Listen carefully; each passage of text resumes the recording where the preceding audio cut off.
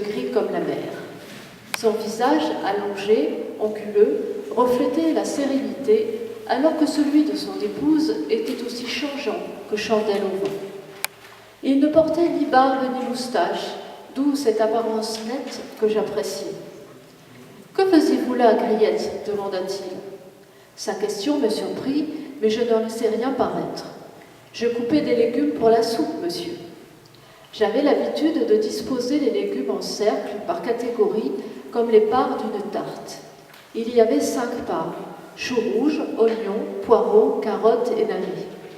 Je m'étais servi d'une lame de couteau pour délimiter chaque part et j'avais placé une rondelle de carotte au centre.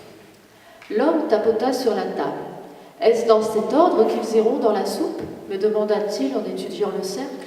« Non, monsieur. » J'hésitais.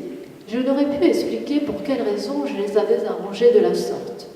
« Je vois que vous avez mis de côté les légumes blancs, reprit-il, en montrant les navets et les oignons. « Tiens, ceux de couleur orange ne voisinent pas avec ceux de couleur pourpre. Pourquoi ça ?» Il ramassa une tranche de chou et un bout de carotte, les secoua dans sa main comme des dés. « Les couleurs jurent parfois quand elles sont côte à côte, monsieur. » Il fronça les sourcils. De toute évidence, il ne s'attendait pas à cette réponse. « Dites-moi, vous passez beaucoup de temps à disposer les légumes avant de faire la soupe ?»« Oh non, monsieur, répondis-je confuse. Je ne voulais pas qu'il crût que je gaspillais mon temps. »« Assez bavardé comme ça, déclara la femme.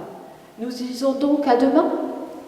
Elle se tourna vers l'homme avant de sortir majestueusement de la pièce, suivie par ma mère.